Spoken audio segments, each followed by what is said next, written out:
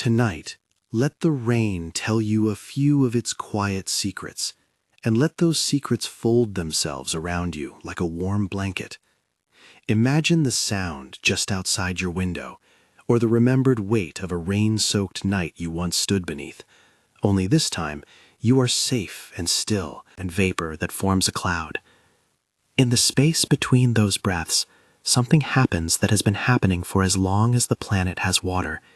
Tiny, invisible travelers become visible, and those droplets begin their long, slow return. If this helps you unwind, consider liking and subscribing so others can find this quiet corner too. No rush, no fanfare, just a gentle invitation to keep coming back when you want to rest with the weather. Start with the simplest, oldest truth. Rain is part of an endless exchange. Think of the sun as a patient hand warming the surface. Oceans, rivers, damp soil, damp roofs, lifting a breath of water vapor into the air. That breath is warm and light, a whisper rather than a shout. It drifts, it pools, it mixes with the whole atmosphere, and in the coolness it meets in higher layers of the sky, it condenses.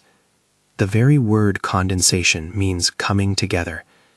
Imagine that coming together as a soft crowd, each molecule finding its neighbor and very slowly becoming something you could see if you were small enough. Clouds are the nurseries of rain. Picture a cloud not as a single thing, but as a congregation, a vast, billowing gathering of microscopic droplets and ice crystals. Most of them are too small to fall on their own, caught in the gentle dance of air currents. They hang there, fluffy, layered, towering, each type carrying its own mood. Some are thin, like a shawl. Others are great and towering, like the muscles of the sky kensing. But all of them begin the same way, with moisture gathering around tiny specks, tiny seeds of dust, pollen, or salt. These specks are called condensation nuclei, and without them, the gathering would be far harder. They give the droplets something to hold on to, like a tiny anchor of matter in a sea of vapor. Imagine a single droplet, far smaller than the tip of a pencil. It hangs on that speck and waits. Around it, millions of others do the same. Sometimes within a cloud, the air is bland and patient. Droplets float. They might evaporate again, then condense once more. A quiet cycle of trying and returning. But when conditions favor growth, a slightly cooler layer, a shift in humidity, a gentle convergence of currents, those droplets start to meet. They bump, they stick, they coalesce. Coalescence is a soft, social process. Tiny drops join to make bigger drops, like people in a crowded room coming together for warmth. Over and over, collisions produce a few droplets that are heavier, and gravity begins to take its polite tug. In colder parts of the cloud, another process moves the story along. Water vapor can freeze onto dust and form ice crystals, delicate and feathery. As those crystals grow, they sometimes draw water away from nearby droplets, a process named after a scientist, but felt as a simple shift. Ice gets larger while liquid shrinks. Those ice crystals can fall, or break apart, or collide with supercooled droplets and collect layers of rime, sometimes forming the beginnings of hail or sleet. But in many mid-latitude storms, those ice beginnings eventually melt on their way down and return to you as rain. Picture then a cloud that is partly warm, partly cold, a layered cathedral where rain is being stitched together both by the merging of drops and by the quiet glancing of ice. Listen with your imagination to the tiny journey of a single drop. It begins as vapor, becomes a droplet, grows, collides, and finally becomes heavy enough to fall. When it leaves the cloud, it's not falling through empty space. It drops through air that is moving, updrafts carrying warm breath upward, downdrafts where cooled air slides down like a shading curtain. A raindrop's descent is a negotiation with this moving air. In a calm drizzle, drops fall slowly, each one meandering like a leaf in a slow current. In a heavier rain, they accelerate, finding a terminal speed where the push of gravity and the drag of the air balance. That terminal speed varies with size. A whisper of a drop brushes down more slowly, a larger drop arrives with a steadier, fuller sound. Different places make their own kinds of rain. Over oceans, the moisture is plentiful and the drops are often formed from salt-laden air. Over land, soil, plants, and cities give the cloud a different character. The first rain after a dry spell smells distinct because of chemistry meeting art. Oils released from soil and a compound called geosmin, produced by soil microbes, rise into the air and hit your nose as an earthy, sweet scent. Petrichor. It's a smell that seems to belong to memory, as if the planet were telling a quiet story about return and renewal. Close your eyes and imagine that scent rolling through the air as the first big drops arrive, cool and clean, brushing your face. Clouds take on personalities in the rain's theater. The soft, fair-weather cumulus looks like a child's cotton toy, puffy, with edges lit by sunlight, pockets of calm air rising from the ground. These clouds can carry a brief message, a scatter of sound, a sudden patter, perhaps a brief shower. Then there are vast sheets, stratus, that lay low and even like a woolen blanket over the sky.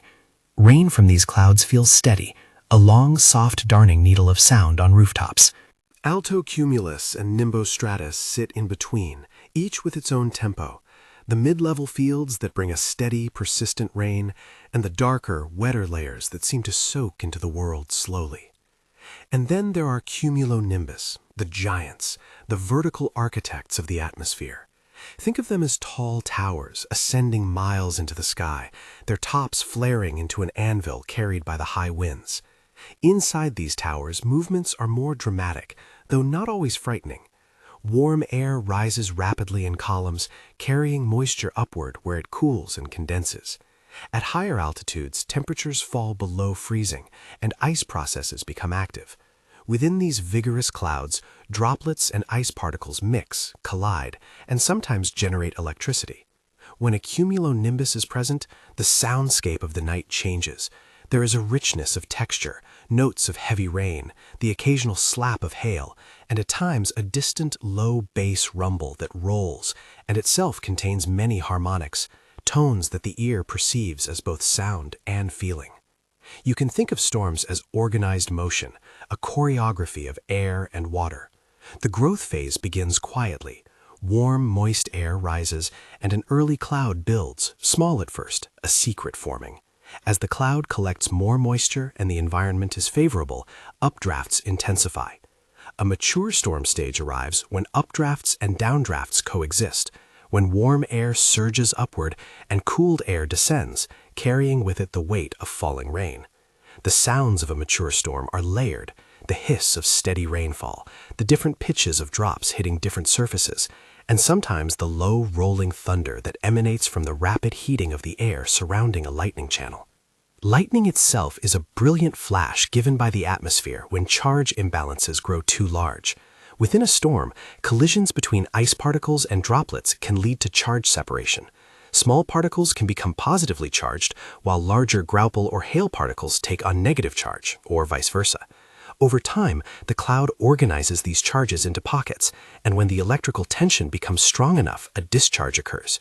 What you experience is a bright, fleeting line of light, sometimes a jagged filament, other times a sheet-like glow reflected by cloud particles.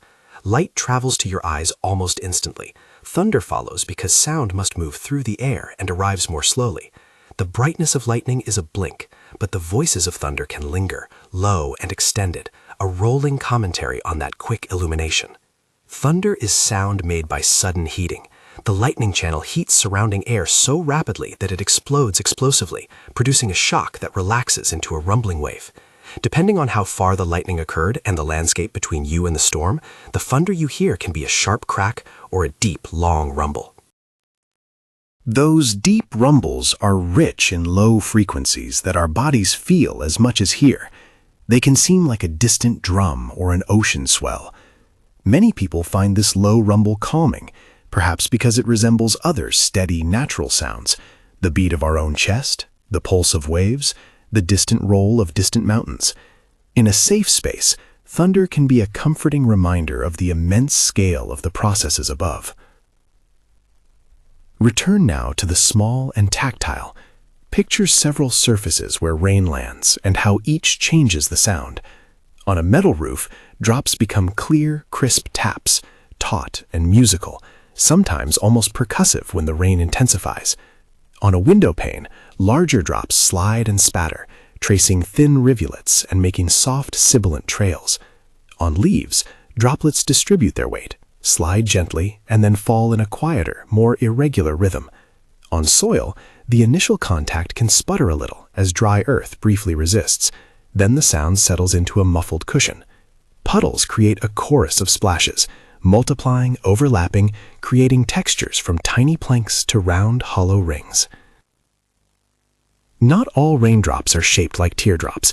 That's a common idea, but the reality is more subtle and elegant. Very small droplets are nearly spherical, held by surface tension. As they grow larger, the bottom flattens, often forming a shape like a slightly squashed sphere, sometimes with a dimple or a skirt when they become even larger. They wobble as they fall, wobble like small, glinting dancers. Larger drops can break apart into smaller ones during descent, especially if they're falling through turbulent air. The sound each drop makes is a result of its size, its speed, and the surface it impacts. All of those tiny variations add up to the rich tapestry you hear when rain fills a night. You may have noticed, if you've ever listened closely, that different rain intensities produce different kinds of quiet. A light drizzle seems to smear the world gently. It creates a silver veil of sound that is high in frequency and soft in amplitude, like a distant rainstick.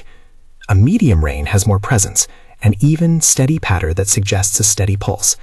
Heavy rain, though louder, has a kind of enveloping quality. Its sound washes over you, smoothing sudden edges and creating a consistent bed of noise. Because of this, many people find rain a perfect companion for sleep. Its broad spectrum of frequencies masks other noises. Its consistency encourages a steady breathing rhythm, and the associations of warmth, safety, and being sheltered from the elements all contribute to relaxation.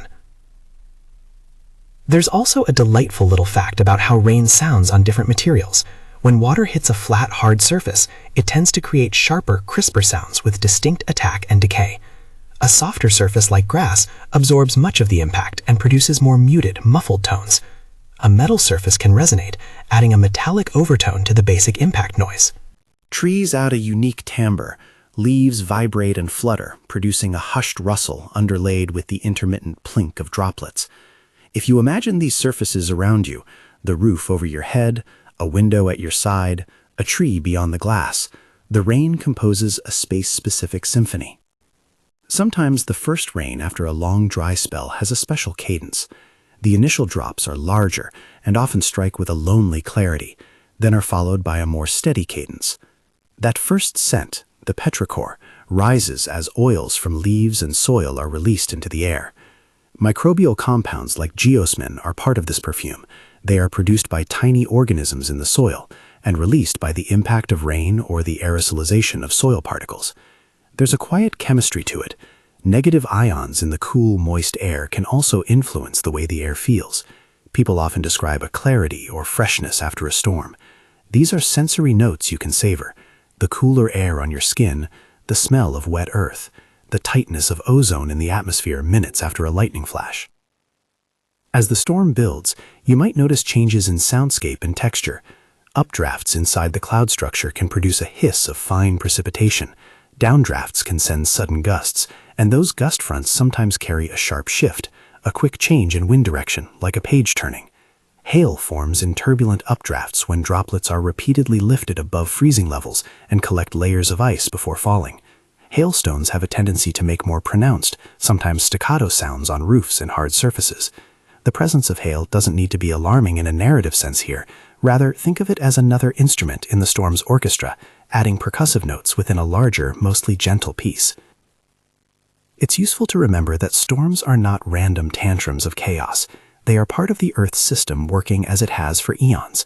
They move heat and water from one place to another, redistribute energy, and support ecosystems that depend on their rhythm.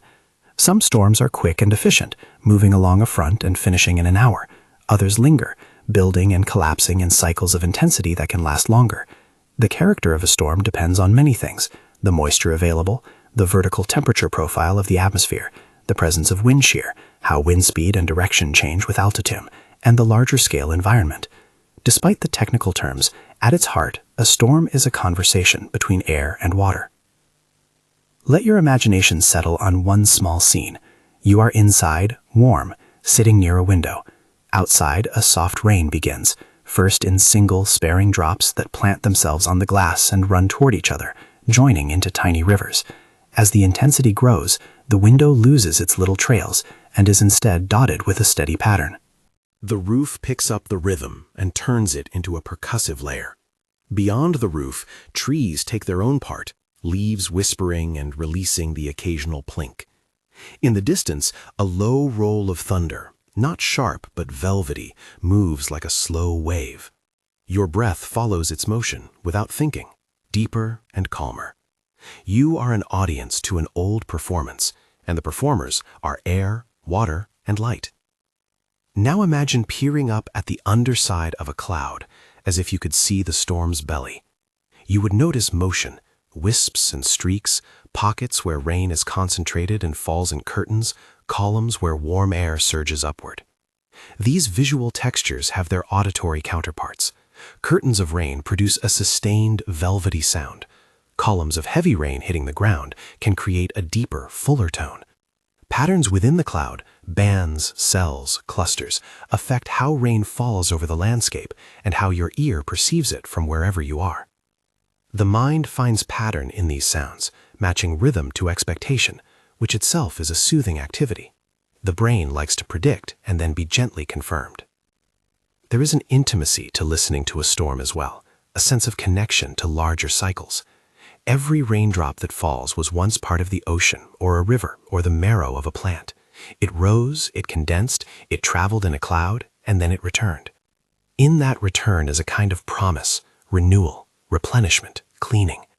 Not all renewal is dramatic. Often it is quiet and patient. Consider the way soil softens, how seeds are softened and set for germination, how leaves shine briefly brighter in the rain's afterglow.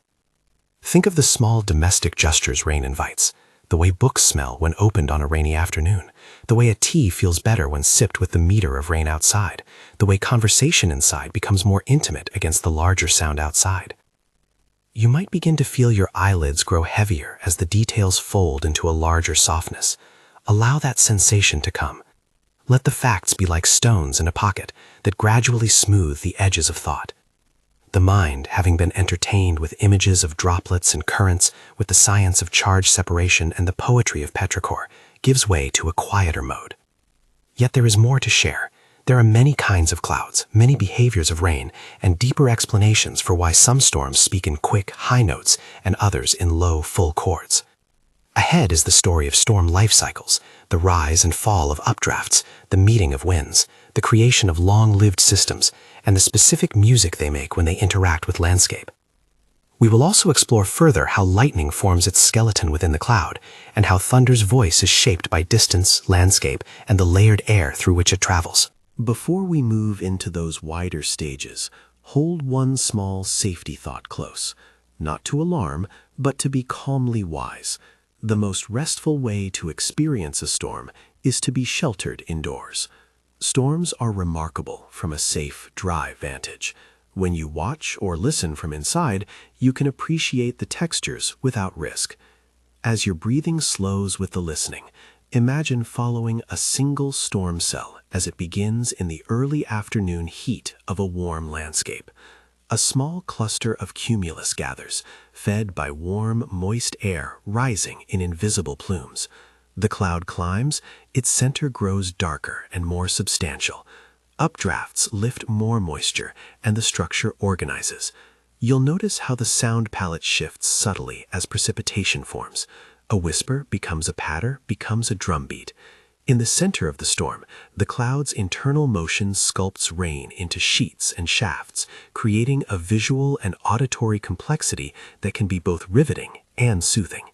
We will continue with the full arc, how cells mature, how outflow boundaries can trigger new cells, how storms can line up to create long, persistent bands of rain, but for now let the image of growth linger, gentle and inevitable, like tide moving in. Imagine the storm as a living system with phases, and imagine yourself listening at each phase, your body sinking deeper into comfort. The night outside stretches, and the storm takes its time, arranging droplets and charges into a quiet order that will, in its course, bring both light and sound, scent and touch. Pause with that thought for a moment, if you are awake enough to notice. If you are already drifting, let these images slip beneath consciousness, like the first soft drops of rain that begin to soak into the soil. Unseen at first, then slowly apparent. The night continues, and the sky continues crafting its weather. Soon we will look more closely at the particularities of lightning and thunder, at how sound carries, at why low frequencies feel like a gentle inner vibration, and at how a storm's structure directs its music. For now, rest with the rhythm: evaporation, condensation, gathering, fall. Each step is a slow breath, and each breath is a small part of a vast, calm system. Pause with that thought, and let the idea of a single storm cell gently expand into a map of many possibilities. A storm is not just one event, but a family of events, each with a personality shaped by local ingredients: heat near the ground, a corridor of moisture, a change in wind with height. Some storms are solitary and polite, small cells that grow, reign briefly, and then fold upon themselves like a tired bird settling a wing. Others are social, forming clusters where one cell's outflow nudges the air and whispers to its neighbor, encouraging new updrafts to rise. In that way, storms can train over a place, one after another, like a steady procession of slow footsteps across the land. And that procession makes a particular kind of night sound, repeating curtains of rain, overlapping in time so that the sound never quite stops, but shifts in tone and intensity. Imagine then the gentle drama of an outflow boundary. A pocket of cooler air pushes outward from beneath a storm, and where it meets warmer air, it lifts that air just enough to coax new clouds into being. From where you rest, sheltered and warm, this phenomenon feels like a soft rearrangement of the wind, an infinitesimal change in direction that brings a coolness to your skin and a new rhythm to the rain on the eaves. These boundaries are like pages turning in the storm's book. They can restart a scene, bring a new instrument into the orchestra, or sometimes let the quiet return. In some landscapes, these interactions repeat across hours, keeping the entire night in the company of rain without a single moment of dramatic crescendo, only a slow, communal work of water and air. There are also patterns that travel on a larger scale. Sometimes storms align in lines, folding into long, steady bands that stretch for tens or hundreds of miles. These bands can move steadily, each portion of the band delivering a similar soundscape: long, soaking rain that tucks itself into rivers and soils, a steady mass of sound that can be thought of as a long musical phrase.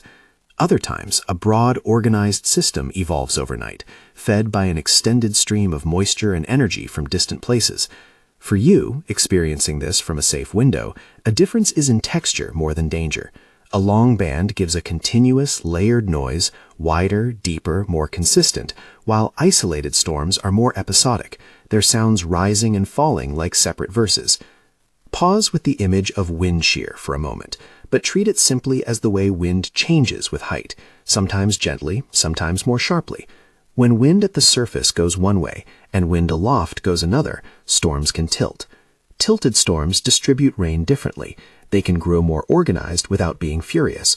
Tilt can mean that precipitation falls away from the strongest updrafts, allowing the cloud to feed itself for longer, producing extended rain and a deeper, more persistent sound. From your window, the tilt is translated into a longer performance rather than a single loud note.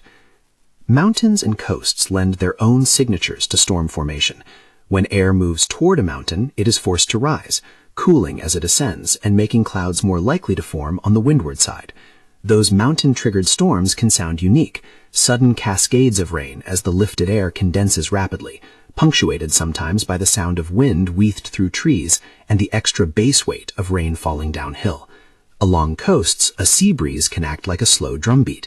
As land warms during the day and cools at night, the tiny difference in temperature and moisture between sea and land can produce a line of storms marching inland, each one arriving whisper-soft depending on distance, and each delivering a taste of the ocean's moisture before it fades over the plains. There is a quiet pleasure in learning how storms slow themselves into the night.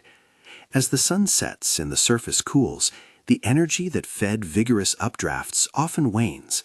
Long-lived systems may then reorganize, relying on larger-scale atmospheric motions rather than daytime heating. Nocturnal storms can feel especially gentle because they are less driven by that sharp daytime heat and more by subtle redistributions of moisture and wind. They can surprise you with their persistence, soft rain that seems to choose to linger, as if the storm decided to keep you company through the darkest hours. Some rain does something playful on its way down. It evaporates before hitting the ground, creating a phenomenon called virga. From a window, virga looks like wisps or curtains that peter out in the lower air, and it adds a whispering, unreal quality to the sky, a rain that almost reaches you but is swallowed by the dry layer beneath. Virga changes the soundscape by creating a spatial texture. You might hear the distant suggestion of falling water without the full-bodied impact on the rooftops. Those sounds are ghostly and delicate, adding a skeletal figure to the night's melody. Earlier, we mentioned hail and its percussive notes. Hail forms in a kind of looping elevator inside a storm. Updrafts carry water droplets above freezing levels, where they freeze and collect additional layers, then fall only to be lifted again. Each loop can add another shell of ice, until eventually the hailstone becomes too heavy for the updraft and it falls. The sound of small hail can be like a light tambourine shaken across a roof. Larger hail becomes a more insistent percussion. If you are indoors, the noise may startle briefly, but it is also curiously ordered, a temporary cadence made of hard little impacts. When hail is present, roofs and gutters and sheds pick up rhythmic staccato sounds that are distinct from the continuous wash of rain. Light itself in a storm has a language. Lightning's momentary flare is comprised of different kinds. Sometimes it is contained within a cloud. You see it as a gentle illumination that lifts the cloud's texture, like turning on a soft lamp inside a cotton room. Other times, a lightning path reaches between clouds, flickering along the high chambers of the sky. And occasionally, a leader reaches toward the ground, linking the charged cloud to earth in a brilliant, immediate stroke. The technical steps of how that occurs, small stepped leaders, searchers of charge, the return stroke that lights the path, can be described without frenzy. Imagine tiny, invisible paths finding each other, and then a single bright answer traveling along the established route. For the listener, the flash is brief, and the following thunder is long. The two together are an exchange of light and sound, a tiny conversation between electricity and air. Beyond the typical types of lightning, within and between clouds, there are rarer upper atmosphere events that some observers note as delicate, ethereal glows above storms. These are like afterthoughts to the storm's main act, a faint, high-altitude shimmer that often goes unnoticed by casual eyes, but in clear situations is an additional whisper of the sky expressing itself. Mentioning such things is merely to broaden the imagination. Storms are layered vertically as well as horizontally, and every layer has its own small surprises. Thunder's texture is shaped by many things: how close the lightning was to you, the complexity of the lightning path, the way mountains and buildings scatter sound, and the vertical temperature profile of the air. When thunder feels like a long velvet roll, that richness often comes from multiple shock waves arriving at small time differences, combining into a low, sustained tone. Distant thunder tends to lose the sharp upper harmonics and keeps the deep, slow components that the chest can feel. Those low components, frequencies on the lower end of the audio spectrum, are the ones that many people find naturally calming. They have a physical quality. They stir the body more than they shock the ear, and that gentle stirring can synchronize subtly with your own internal rhythm, encouraging rest. If you have ever paid attention to the silence between the thunder and the lightning, you may also notice the way the sound changes as it travels. Close lightning produces a distinct broken crack because you're hearing the early, strong parts of the shock near the source. Far lightning breaks up more, and rolling tones arrive as reflections and refractions from layers of air and from the geography between you and the strike. These reflections can create the sense of thunder rolling across the horizon, as if the sky itself were speaking from places beyond sight. There is a mild science to how sound is filtered across distance. Low frequencies travel more readily over long distances. High frequencies are absorbed or scattered more easily by the air and by obstacles. That is one reason why the far rumble of thunder remains long and low. Its bass notes survive the journey better than the higher pitches. The landscape acts as an amphitheater. Hills and valleys can carry and focus sound, water can reflect it, and cityscapes can pick apart and scatter harmonics. All of these interactions are part of the auditory environment you experience during a storm. Return again to the raindrop and its fall, but now imagine it interacting with another small world, a puddle. When a drop strikes a puddle, it sets off a microconcert. The collision sends a crown of tiny droplets upward for an instant and generates ripples that spread outward in concentric circles.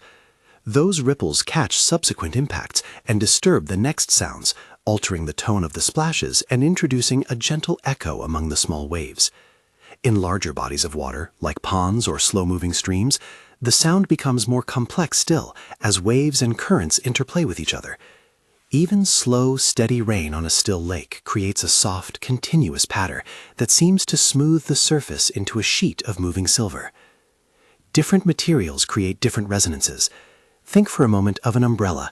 Rain on its taut fabric makes a rounded boop, a hollow, protective sound that seems contained and private. A thick thatched roof catches more sound and makes it warmer and more muffled. A newly painted metal surface can produce a bright ping, while old shingles give a flatter, woody thud. If you imagine sitting on a covered porch, leaning back on a chair, the sound of rain on the roof above you becomes a direct companion, while the distant wash over trees creates a soft backdrop. Humans are adept at making these spatial distinctions. The mind builds a map of where sounds come from, which in turn comforts us by confirming our safe position within that map. There is a chemistry to the air in a storm as well. We spoke earlier about petrichor and geosmin, the earthy perfume of wet soil, but another note sometimes perceived after lightning is a faint metallic tang called ozone.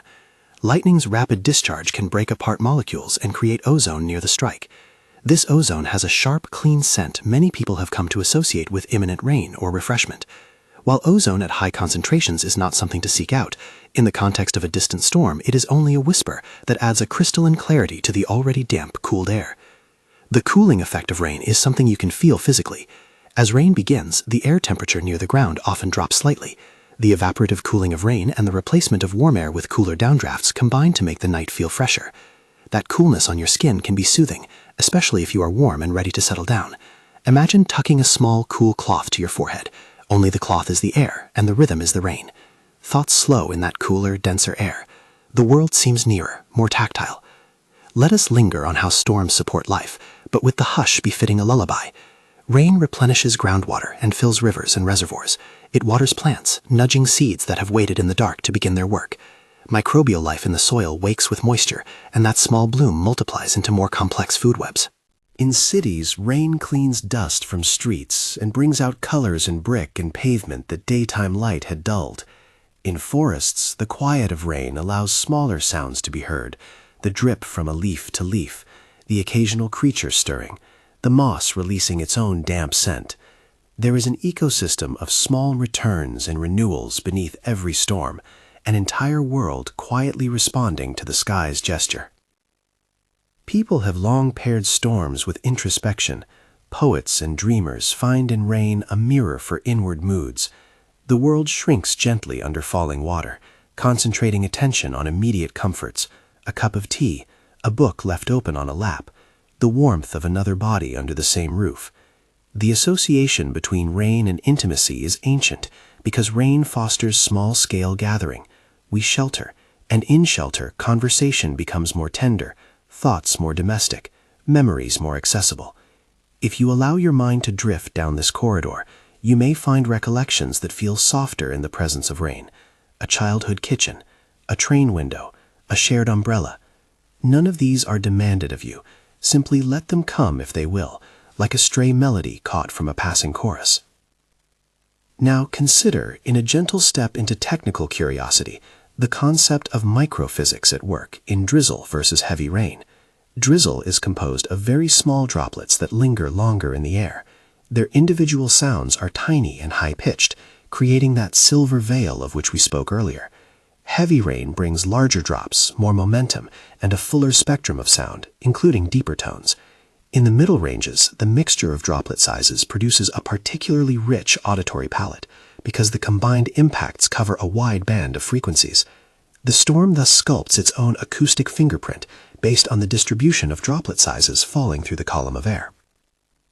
When rain changes intensity rapidly, you may experience a sensation called microburst effects at a small scale, localized downdrafts that briefly accelerate the fall of precipitation and gust the wind outward. In safety terms, such events are notable, but in the calm context of our listening, they are simply another modulation, short-lived bursts in the storm's phrasing, making the rain hit a little harder before settling back into a broader wash. The earth, receiving that brief extra push of water and wind, responds with added texture, leaves streaking, gutters filling, branches drooping, that enrich the night's soundscape. Urban environments fold the storm sound into a hybrid music. Rain on asphalt produces more rhythmic splashes, and gutters and drains add a percussive undercurrent as they channel water away. City noises that would otherwise intrude, cars, distant conversation, mechanical hums, are softened under a steady fall of rain. Rooftops, metallic signs, and glass facades each add their own timbre. In that way, a rainy night in a city can feel like someone rearranged the acoustic furniture, creating more privacy and retreat, even amid light pollution and concrete. Rural settings, by contrast, amplify the natural chorus. Tree canopies, open fields, and water bodies contribute to a fuller, wilder spectrum bed of sound. The human relationship to storm sounds varies across cultures, climates, and personal histories. For some, the low rumble of thunder is a nostalgic lullaby. For others, it carries memory of urgent times. Here, we hold only the neutral, calming perspective. Whether your relationship is of comfort or caution, tonight you are safe indoors and invited to receive the sensory portrait of rain and thunder as a soothing companion. Respect for the storm's power and a mindful choice for shelter are parts of that calm relationship. Gradually, as the night deepens, imagine the storm beginning its slow unwinding. The updrafts ease, the cloud tops lose their previous vigor, and the rain transitions from strong sheets to more scattered showers, then to a steady drizzle, and finally to tiny pinpricks of moisture once again. The soundscape simplifies, like a conversation returning to a single whispered phrase. Where once there were several layers of percussion and bass, now there is a single steady hum. Your own thoughts follow this simplification, the day's sharp edges round, and the mind rests in the gentler, more uniform sound. Take another small inventory of sensations: the humidity on the back of your hand, the smell of wet wood, the distant, soft glow of streetlights smeared by the rain. Think of your breathing as a companion to the rain, not in a prescriptive way, but as an image. Each inhalation collects a detail of the storm's profile. Each exhale releases it gently, like a cloud letting a few droplets go. The storm has given you a slow curriculum in noticing how small variations in drop size change a roof's patter, how cold air can press the distant thunder into a longer rumble, how a single lightning flash can redraw the skyline for an instant before darkness softens it again. There is a caution we include not to worry you, but to be quietly sensible. If you hear extremely close, repeated loud thunder, or observe anything that concerns you beyond what has been described here, if you see severe conditions nearby, moving to an interior, sheltered space away from windows is the prudent choice. For the restful listening we are doing, the storm is a distant, dignified performer, and you are protected in your warm place. As the storm tapers further, let the motifs repeat with smaller variation. Return to the image of droplets coalescing inside a cloud, now imagined as a slow knitting of threads, each stitch another tiny collision, another folding of matter into the fabric of rain. Picture a tree collecting rain on its leaves. Each leaf acts like a small panel, catching and testing and finally letting go, dripping in its own tempo. Imagine gutters carrying water away in a steady, mechanical whisper, the sound of human structures cooperating with nature to redirect what has fallen. All of these are micro-stories, nested within the larger event, and you may sense in them a quiet correspondence to your own evening rituals, small, repetitive motions that prepare you for rest. The planetary perspective returns as a concluding horizon. Storms are the mechanisms by which the planet balances itself. They lift and move heat, They move water from ocean to land and back again, and they knit local climates into a global web. Rain feeds rivers that travel to the sea, and evaporation returns water to the sky. This is the Earth's slow respiration, inhale of vapor, exhale of rain. When you lie listening, you are witnessing one small articulation of that planetary breath. There is a comfort in being part of a system that is older and wider than any single worry, a system that simply continues its patient exchanges. Here, near the very end, let the sounds in your mind narrow further. The roof's percussion has softened, the window's patter is less sharp. The distant thunder has thinned into a soft, low memory. Air cools. The scent of wet soil deepens into a quiet, pleasant thickness. If your eyes close, let the images converge into one. A single droplet tracing a line down a pane of glass.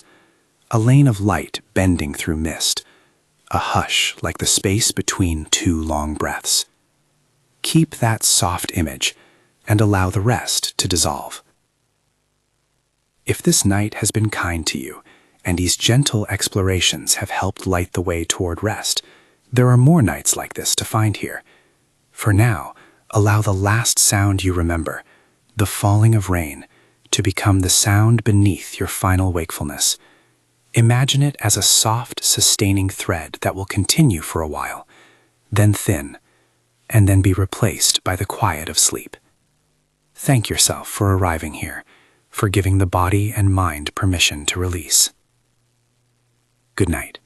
If you enjoyed this, there are more nights like this on the channel. Sleep well.